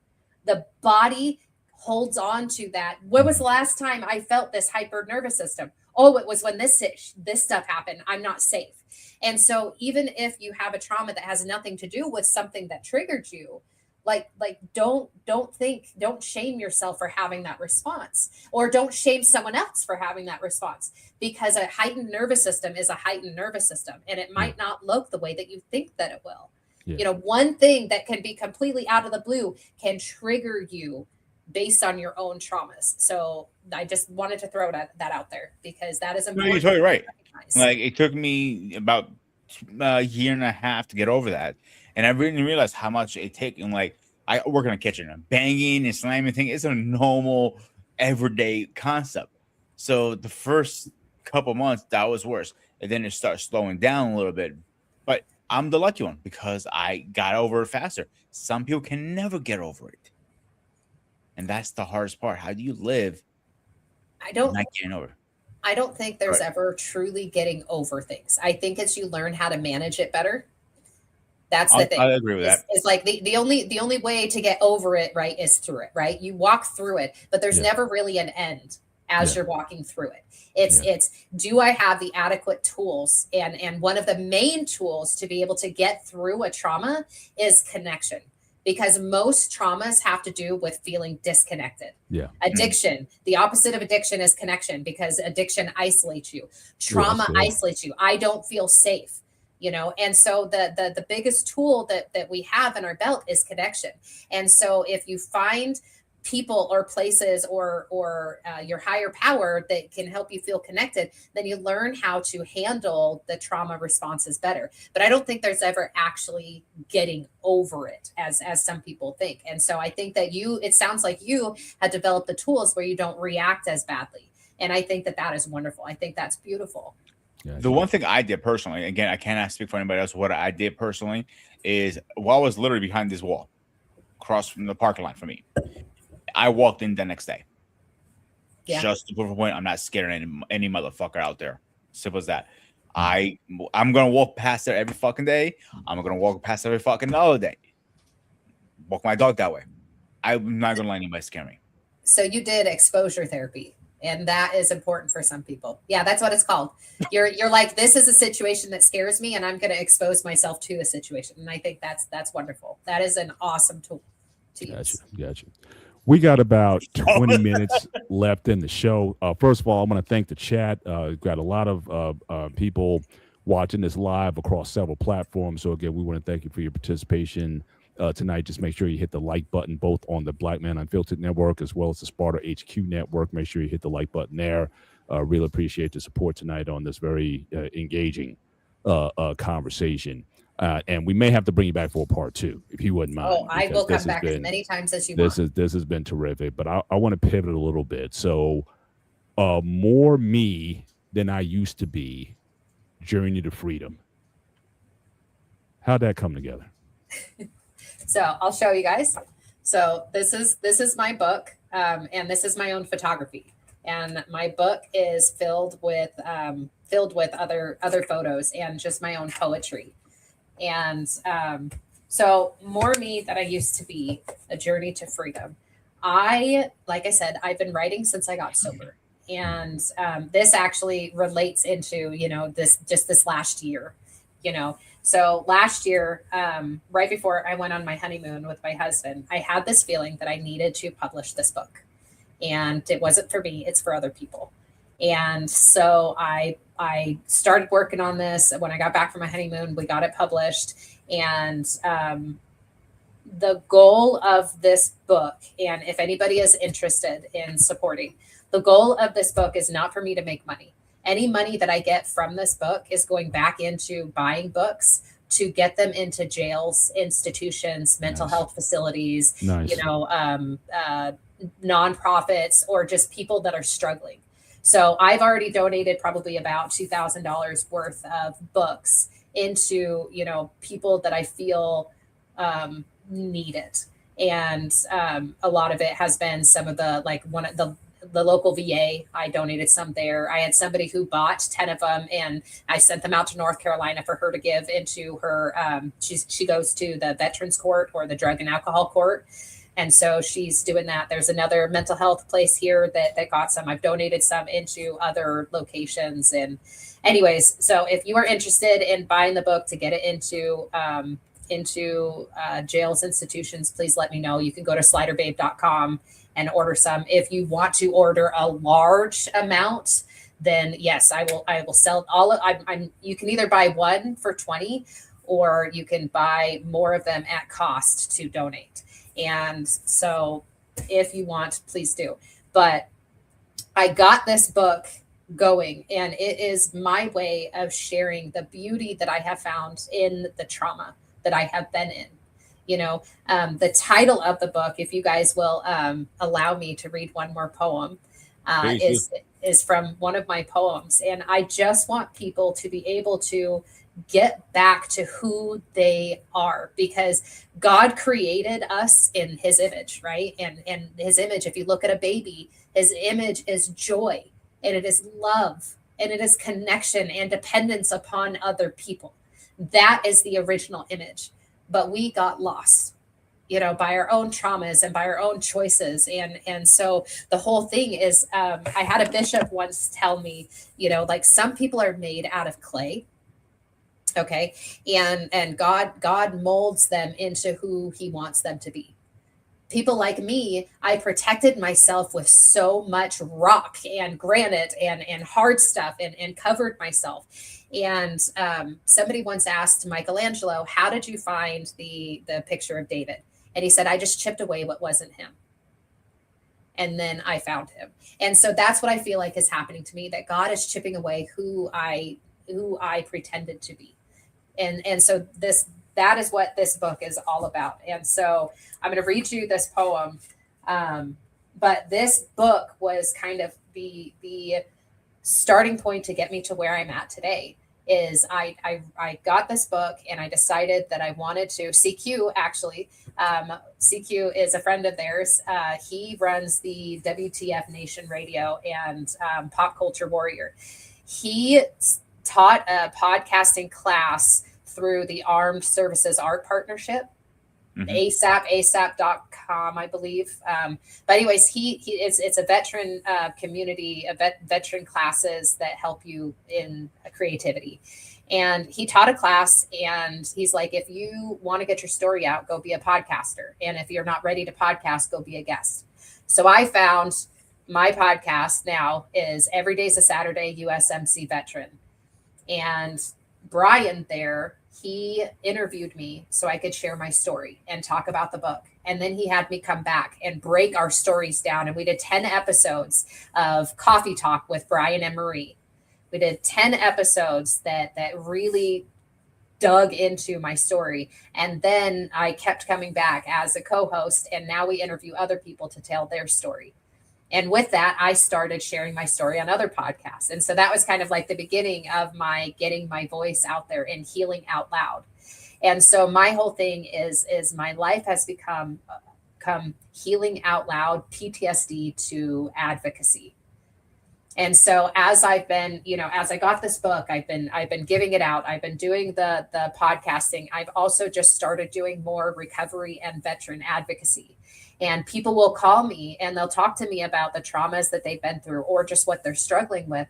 And I'll connect them to other resources and help them find places to heal themselves. I am not a professional. I don't have a degree. I am just a sick mofo out here sharing my story for other sick mofos and helping them heal, and finding the resources for them to heal. And I go to events and I talk about my podcast and mental health and addiction recovery.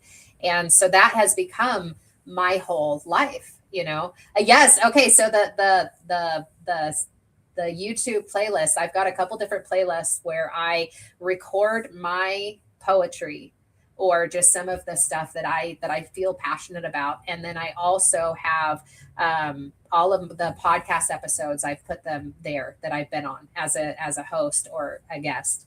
And so my whole goal is helping people and also helping people to find their voice and utilize creativity. Again, photography, writing, whatever that may be for you. My whole thing is I encourage people to find theirs. And so I'm going to read you this one last poem here, because I know we're getting short on time. But this one is called More Me Than I Used to Be. All of my life, I've collected pieces of varying sizes and shapes. I don't know why I held some close and others I hid behind drapes. Some people offered me distorted pieces, and as a hoarder, I couldn't see that even though they were part of a puzzle, they didn't belong to me. Yeah. They were part of someone else's picture, usually those who were trying to hand them over to me instead of by their own box, abiding. Like them, I too offered pieces to others along my path, and as I'm learning to step back, sometimes I have to laugh. There are some holes inside that make the picture hard to see, and other places I force the shape of a distorted figure of me. I know the image I manipulated is not the one God made, for he created everything beautiful just the way they were laid. At some point, I looked in other boxes, wishing mine was different. So I started mixing up our pieces, creating something magnificent. I started forcing pieces together, throwing others away, stealing some from other people, and my picture changed every day. Where I'm at now is trying to get back to the box that is mine alone. And with the help of other people, God's will is being shown. I'm learning how to pick up pieces, the ones I tried to hide, by giving them to other people or thrown away in pride. I'm letting go of the distorted ones that don't fit anywhere and giving them back to their owners so their box won't be so bare. God painted the picture on my box to be the way he desired. And I'm done trying to change things. It makes me just too tired. Slowly but surely, as I get things in order, I know one day I'll find the picture that God had planned for me that got lost in my mind. Pieces are finally fitting together in the way I know he wants. He's telling me that I'll be okay in my heart and in my thoughts. The only thing I know for sure is I'm more me than I used to be. And I know the final piece of art is more perfect than eyes can see. Finger snapping right. Awesome. Tremendous. So we're gonna put the landing gear on. We would love to have you back, because I definitely want to talk to you more about, again, some of the advocacy that you're doing, some of the real life situations that you've been in. And another thing, you kind of slipped it in there. We didn't get a chance to talk about it, but you got married again. Yeah. And that's been going good. So again, I would love to know, like, how'd you guys meet, and really how you were able to sustain, just given all of the again, the situation that you've gone through. I'm sure he's been through some stuff, and yet you guys still found each other, because now it's like that's a whole nother discussion, certainly in this YouTube space or whatever. Everyone's afraid to get married, and marriage is dead, and just all of these things that people are just scared to be in relationship. And the fact that you guys have been able to come together and form this union still and work through and with, I mean, there's so many people who are just afraid. It's like, oh, well, you left the toilet seat, bro, I'm leaving. It's like there's just that out there. So I would love to, certainly get, and I'm on my 30th season of marriage. But I learn from everybody. I learn from the newlywed. So I want to learn from you. How are you guys making this thing work? Maybe that we can have a part two where we talk about that, the relationship piece, and how you deal. Especially, in fact, your boy King, he just did a show, him and Michelle, on their, the King and Me podcast. They were talking about, again, dating someone with ADHD, and Michelle, they're very a whole different world. But yeah. I like ending this over a fun note always. Go for it. But So I'm just go where I'm going with this. Before you do that, let me just say, yes, there is a lot that I could talk about with that, because my husband and I both had a lot of relational trauma. We both had a lot of childhood trauma. We both were military, dealing with PTSD. I just want to say one thing. The only reason why we work is his shit is his and my shit is mine. We acknowledge that our trauma responses are our own and have nothing to do with the other person. And we're on our own individual journey of healing. And we keep things separate. And so we take things out on each other, but we acknowledge when that happens and then back off, give each other space to figure it out. And we are on this journey together, but we are not on the same boat. This is a picture that came to me yesterday. We are on side-by-side boats. We are not on the same boat. We are going to the same destination. We check in with each other. We're with each other, but we have to go on our separate journeys of healing and then come back together and then go on and come back. He's been gone for a couple of months. He is spending time with his parents right now, working through things. And my trauma doesn't like it, but I know it's his journey that he needs to go on. I ended up in the psych unit and this PTSD program because I was dealing with my childhood trauma that I was taking out on him. And I moved out for a couple months. I moved out because I was like, I'm not okay with how I'm treating you. And I realized that I needed extra help. So I moved out for a month, and then I went into the psych unit and a month-long PTSD program.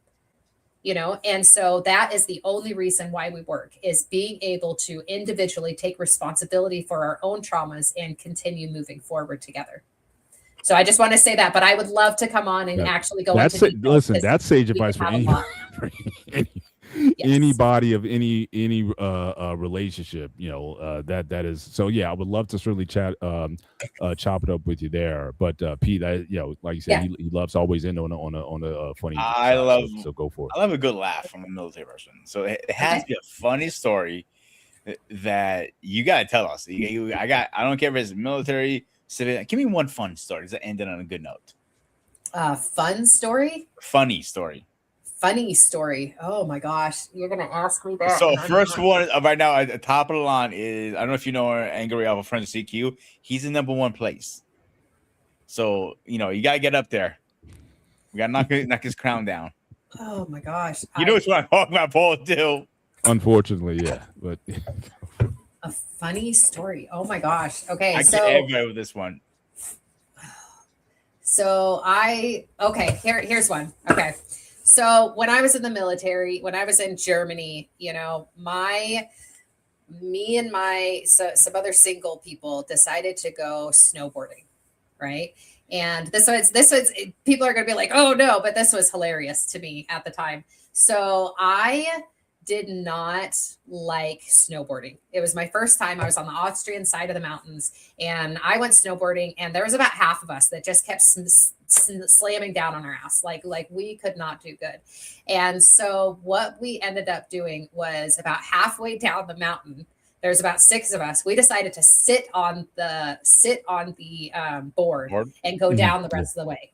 Yeah. And we're like, yeah, this is great. This is fun. We get down to the bottom. We decide to go back up to the top. We go back up to the top, and there's a restaurant up there, and we get drunk. And, this is ridiculous. But we got super drunk and decided to sit on the boards to go down again, right? So all the way from the top. Oh, but the issue is, we didn't think about the fact that how many people have snowboarded that day, and that the snow was slick at that point. So we did not think about that. So I decided to sit on the board and go down. And I'm going, and it's like it's going quick and fast. I hit a berm. The board went up. I went up. The board went down, and I landed directly on the board. Oh. And it actually popped my hip out of socket. I had this bruise that was about that long right across my cheek and my leg, and it was miserable. Oh, yeah. It was horrible. And I had to get down. So I had to sit on the board and get down the rest of the way. But it was so bad. It was such a bad experience, but it was hilarious at the time because we were drunk and we just didn't care. Yeah. Well, you came out on the other side. You definitely came out on the other side. Yeah. But bored.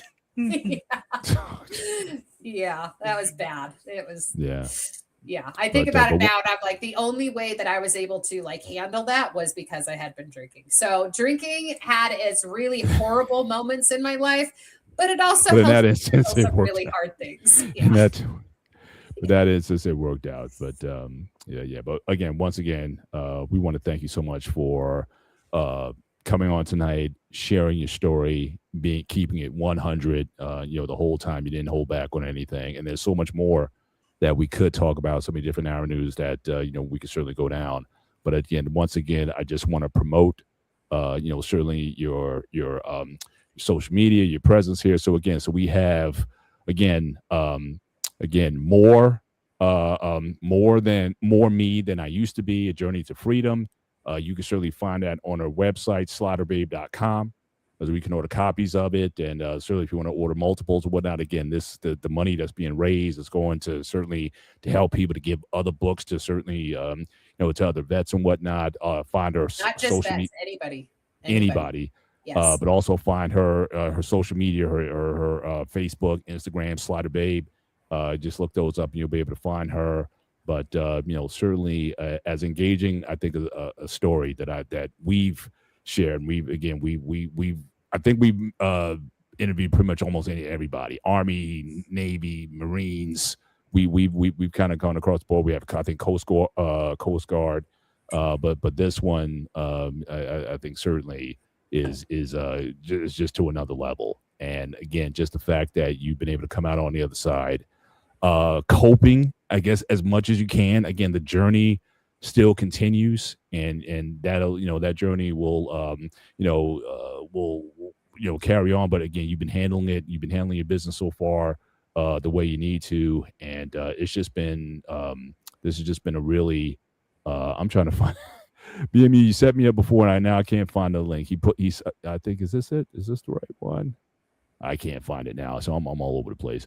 But really, we're just really appreciative that you decided to do this with us.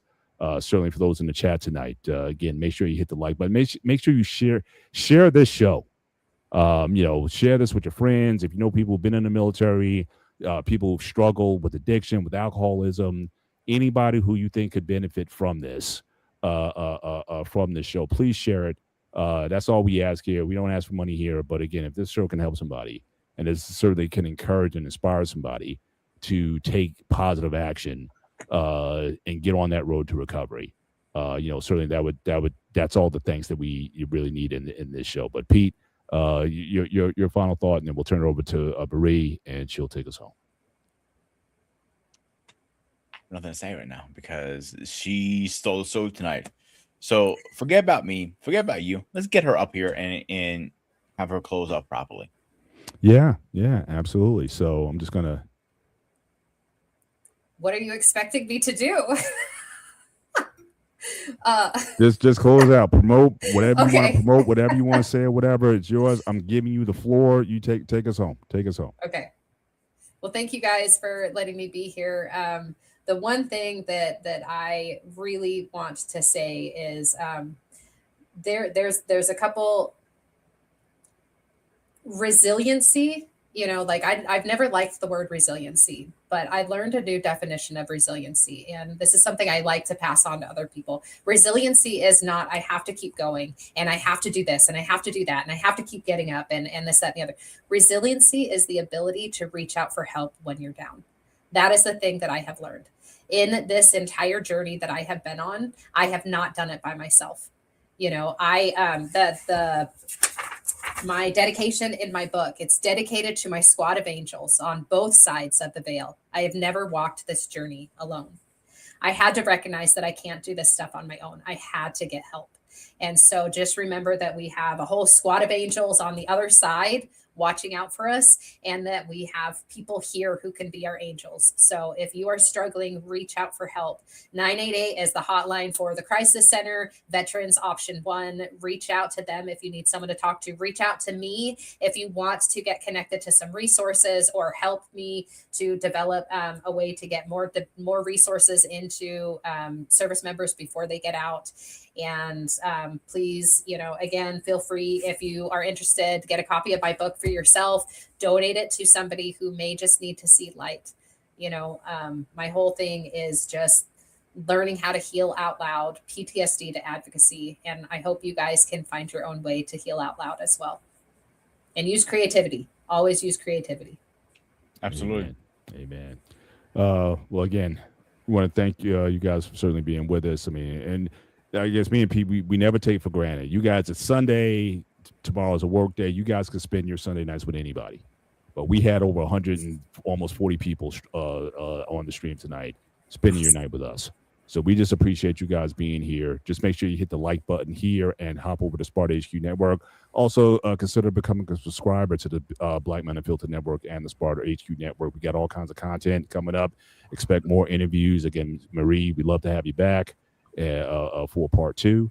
And, we just want to continue to grow this space where we can have reasonable conversation. The gray area is about, again, not every side being black or white. We kind of play out the fact that I'm black and he's white. At least he's white sometimes. But I'm green. Get it right. We kind of play off that. That's kind of handle. Your ass. But really, the whole reason for the gray area is that we found that, especially in the YouTube space, we saw some conversations that were just getting very toxic, and it was just people want to put you in the boxes and whatnot, and we just want to have a place where we can have meaningful conversations. Where people, me and Peter, are as different as it gets, but we do share a lot in common.